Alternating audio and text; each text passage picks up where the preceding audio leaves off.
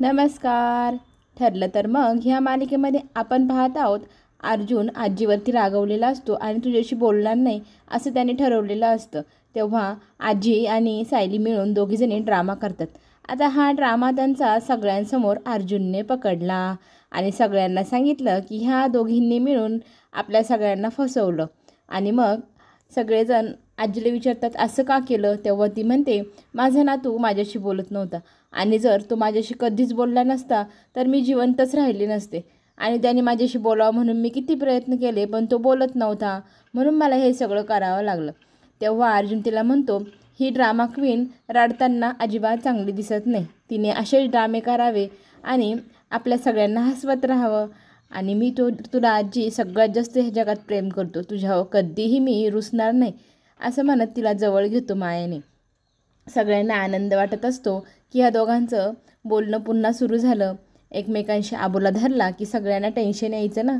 आता सायलीने ह्या दोघांची समजूत व्यवस्थितपणे काढलेली असते.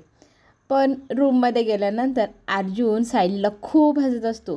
तुला ना अजिबात ॲक्टिंग जमत नाही, कसली ॲक्टिंग करत होती, आजीला आतून काहीतरी होते, बघा ना बघा ना. तुमच्या ॲक्टिंगमुळेच मला कळलं की तुम्ही दोघीजणी ड्रामा करत आहात, तुमच्यामुळेच हा सगळा डाव फसला असं म्हणून म्हणून पोट धरून धरून लोळत लोळत अक्षरशः अर्जुन हसत असतो. हसता हसता सायलीला चिडवतही असतो, कसली ॲक्टिंग करतात बुवा तुम्ही. मग इकडे सायलीला मात्र खूप राग येत असतो मला हसताय म्हणून. ती त्यांना म्हणत असते आत्ता जर तुम्ही हसलात ना बघा. मग तो म्हणतो हसणार मी, मग काय करशील तू, मला तुमचा खूप राग येईल, मग मी तुमच्यावर रागवेल असं म्हणत ती त्याच्यावर चिडते. तेव्हा तो म्हणतो हो रागवून दाखवा बरं, तुम्ही रागावले तरी क्विटच दिसाल असं म्हटल्यावर ती म्हणते म्हणजे तो लगेच विषय काढतो, आपण इतक्या दिवसापासून एकमेकांना ओळखतो ना, तुम्ही रागवला काय झालं की मला कळतं, आजकाल मी तुम्हाला खूप ओळखायला लागलो आहे असंही तो म्हणतो. आणि मग ती लाजते. मग तो म्हणतो अहो आपण इतक्या दिवसापासून सोबत राहतो, एकमेकांच्या सवयी आपल्याला माहीत झाल्या. तेव्हा सायली म्हणते आपण एकच वर्षापासून एकमेकांसोबत राहतो ना. हो तो म्हणतो हो. तर ती म्हणते आजी आणि तुम्ही तर तुमच्या जन्मापासून एकत्र राहतात, मग आजीला का समजून घेतलं नाही तुम्ही, आजीवरती एवढे का चिडला होता सकाळी, लगेच म्हणे की मी बोलणारच नाही असं तसं. तेव्हा तो तिला म्हणतो ठीक आहे माझं चुकलं, पण तुम्ही दोघींनी जी ॲक्टिंग केली त्याच्यामुळे तर मला कळलं ना तुमच्या दोघींमध्ये किती बॉन्डिंग आहे चांगली.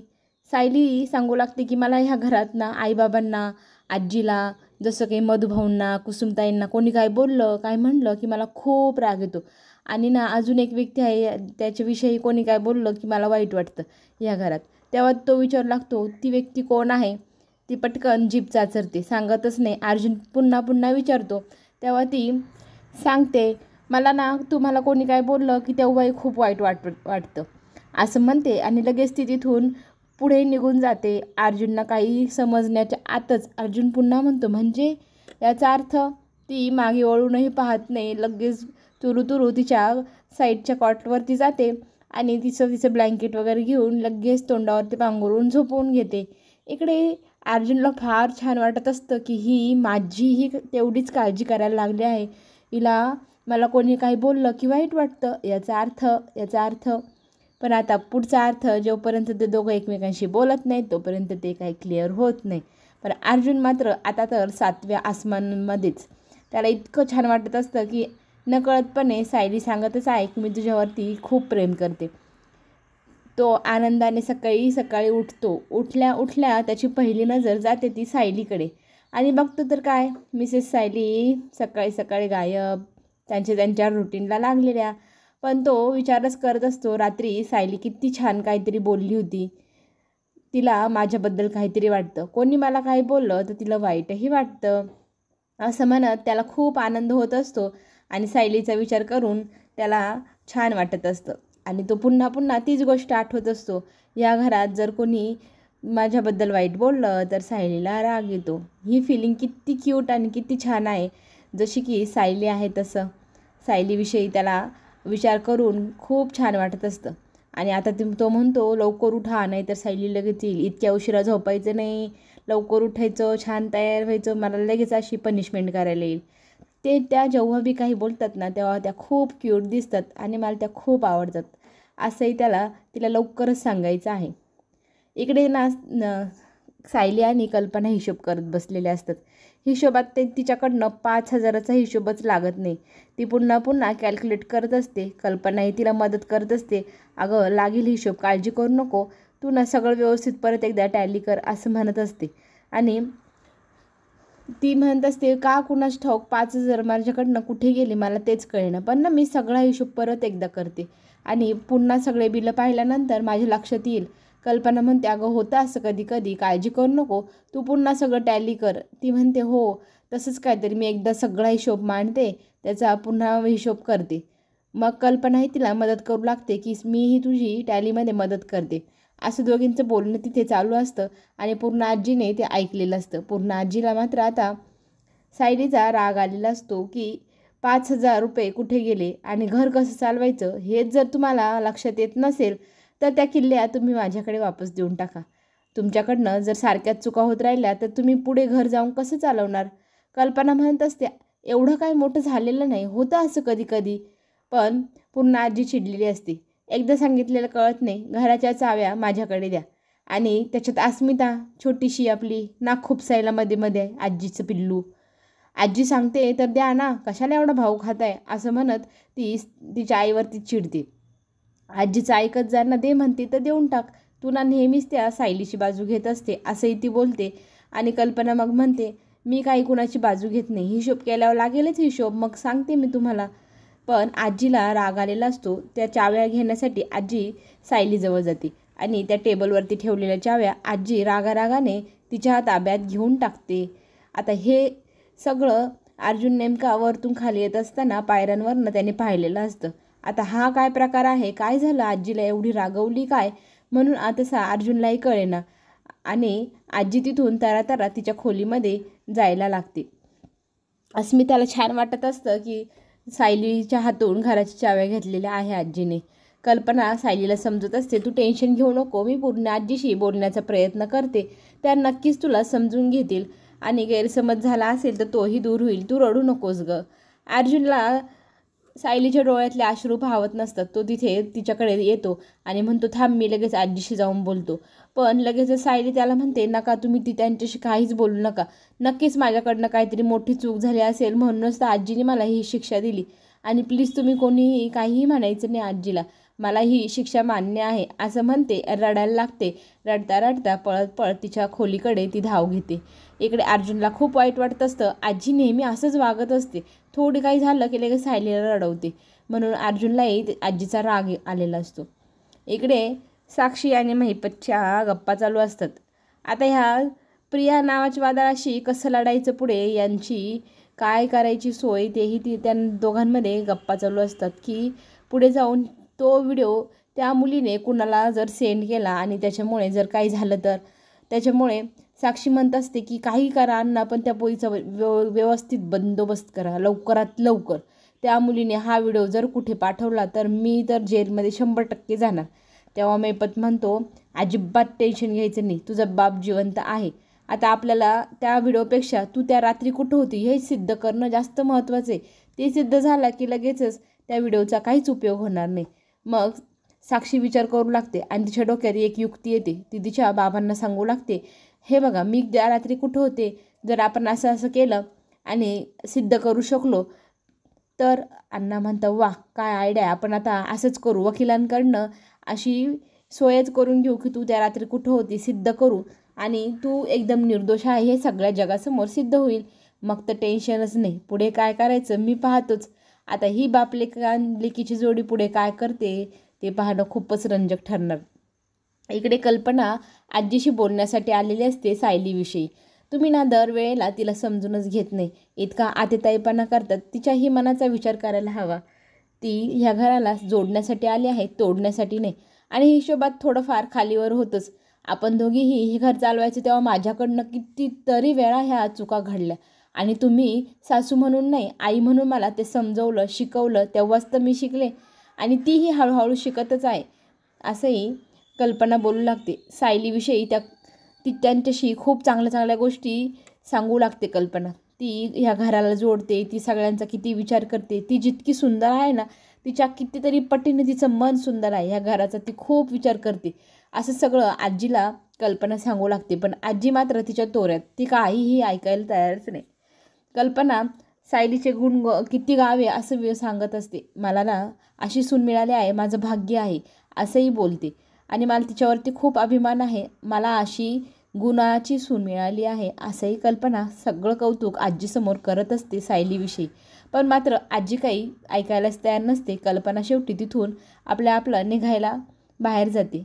आजी मात्र आता विचार करत बसलेली असते की प्रत्येकजण येतं आणि तिच्याच विषयी कौतुकाच्या गोष्टी सांगत असतं. आपलं काही चुकतंय का असंही आजी विचार करत असते. आणि तिची ज्या दिवशी या घरात एंट्री झाली त्या दिवसापासूनचे क्षण आता आजीला आठवू लागलेले आहे. आजी म्हणत असते, ह्या घरात ती आली तेव्हा मला किती वाईट वाटलं होतं, कारण मी ना प्रतिमाला वचन दिलं होतं तिच्या मुलीला मी माझी नातसून करेल.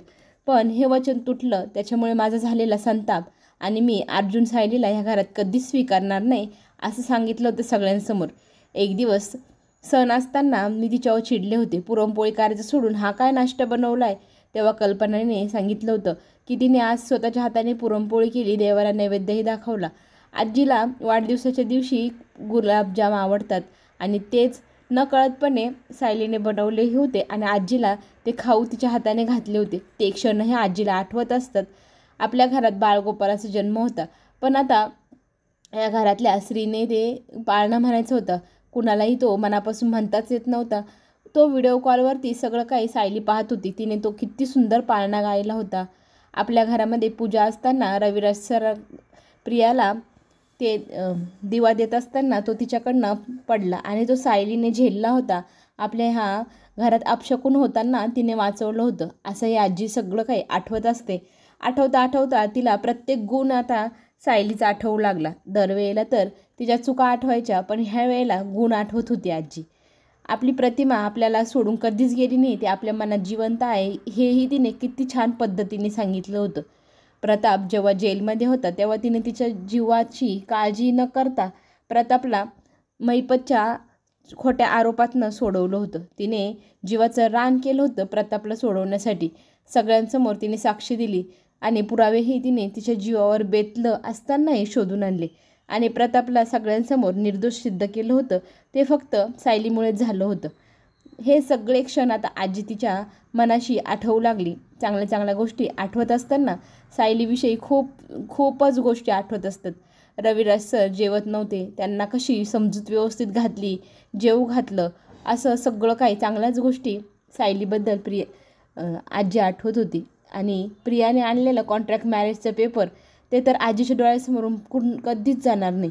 असं कधी असतं का? आजीच्या डोळ्यात टचकन पाणी येतं, उठते आणि लगेच ती प्रतिमाचा फोटो तिच्या हातात घेते आणि म्हणते, मी ना तुला वचन दिलं होतं तुझ्या मुलीला मी माझी नातसून बनवेल, पण तिच्यात ना तुझा एकही गुण उतरला नाही का? कुणास ठाऊक, ती तुझ्यासारखी अजिबात नाही गं. आपली तन्वी किती वेगळी आहे, ती तुझ्यासारखी अजिबात वागत नाही. या घराला जोडण्याचा नाही तर नेहमीच तोडण्याचा प्रयत्न करते. मी खूप समजून घेण्याचा प्रयत्न करत आले, पण ना ही सायली सगळ्यात तुझ्यासारखीच वाटते मला, असंही पूर्ण आजी बोलत असते. इकडे सायलीला वाईट वाटत असतं. आजी तिच्यावरती रागवलेली असते. ह्या घरात मी सून बनण्यासाठी किती प्रयत्न करत आहे आणि माझे सगळे प्रयत्न संपून चालले. आजी माझ्याशी नेहमीच वाईट वागतात, मी कसं आजीचं मन जिंकू, असं सायली रडता रडता बोलत असते. आणि तितक्यात त्यांच्या आहोंचा फोन येतो. पण आता तो उचलणारच नाही सायली, कारण तिला वाटतं की मी फोन उचलला की हे मला 4 समजुतीच्या गोष्टी सांगतील. अर्जुनची इकडं संताप होत असतो. इतका वेळा फोन करतोय तरीही सायली फोन उचलत नाही. काय करावं त्याला सुचेनासं होतं. तिच्याशी बोललं तर तिचं मन हलकं होईल ना, पण ती फोनच उचलत नाही. ती म्हणते, जर मी यांच्याशी फोनवर बोलले तर हे मला समजून सांगतील तू कुठे ह्या घराची सून आहेस, तू कशाला मनाला लावून घेते, आणि हे वाक्य माझे जास्त मनाला लागेल असंही ती म्हणत असते स्वतःशी. आणि तो काही फोन उचलत नाही अर्जुनचा. मग इकडे अर्जुनचा संताप होत असतो. काय करावं त्याला सुचेना. चैतन्य ऑफिसच्या गोष्टी सांगत असतो, पण त्याचं अजिबात लक्ष नसतं. तो म्हणतो, हे बघ मी ना आज घरी चाललो आहे, माझं अजिबात कुठे मन लागणार नाही. तो म्हणतो, काय झालं आहे? तेव्हा तो सांगू लागतो की पूर्ण आजीने सायलीशी चांगलं वागलेलं नाही आणि त्याच्यामुळे ती बिचारी दिवसभर रडत असेल. काय झालं आहे मला तेही कळत नाही आहे, फोनही उचलत नाही. मी ना घरी जाऊन आज ना आजीशी बोलूनच बघतो काय होतं आहे ते. पण चैतन्य समजत असतो, अर्जुन थांब, आजीशी जास्त रागाने बोलू नको, जरा शांततेने घे. पण अर्जुन तावातावाने घरी जायला निघतो. चैतन्य म्हणतो आता हा माणूस काय करेल त्याचा नेम नाही. इकडे तावातावाने घरी आलेला अर्जुन हाका मारतोय तो पूर्ण आजीला. पूर्ण आजी लवकर बाहेर ये, पूर्ण आजी, पूर्ण आजी.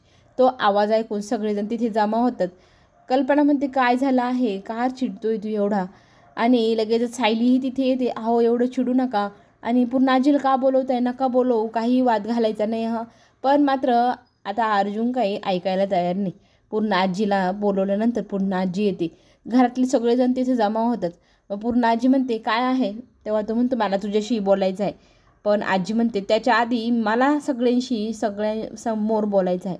मग आजी सांगू लागते तुम्ही सगळेजण इथे जमाच आहात, तर माझा आज एक गोष्टीवरती निर्णय झाला आहे, तो सगळ्यांनी ऐकावा अशी माझी इच्छा आहे. मग सगळेजण आजी काय सांगते या गोष्टीकडे लक्ष देतात. सगळेजण आजीकडेच पाहत असतात की आजी काय बोलते. तेव्हा आजी बोलू लागते की मी एक निर्णय घेतला आहे. आणि ती लगेच सायलीला तिच्यासमोर बोलवते. आणि सायली तिच्यासमोर जाऊन थांबते, मान खाली घालूनच उभी असते. आणि लगेचच आजी काय बोलणार म्हणून अस्मिताला इतका आनंद होत असतो. आता हिला घालून पाडून आजी नक्कीच काहीतरी म्हणेल. पण झालं काहीतरी उलटंच. कल्पनालाही टेन्शन आलेलं असतं की सायलीला आईंनी डोळ्यासमोर उभं केलं आहे का. तितक्यात लगेचच पूर्ण आजी दोन्ही हात जोडते आणि सायलीसमोर उभी राहते. हे पाहून तर सगळ्यांना आश्चर्य वाटतंय, आजी असं का करत आहे. सगळेजण घाबरून जातात. आजीने सायलीसमोर हात जोडले.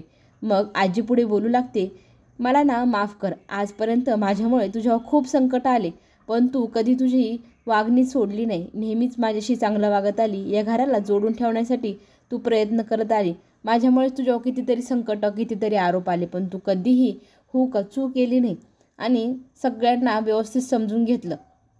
आजी आता सायलीचं कौतुक करत असते आणि ती सगळ्या झालेल्या आत्तापर्यंतच्या गोष्टींची माफी मागत असते.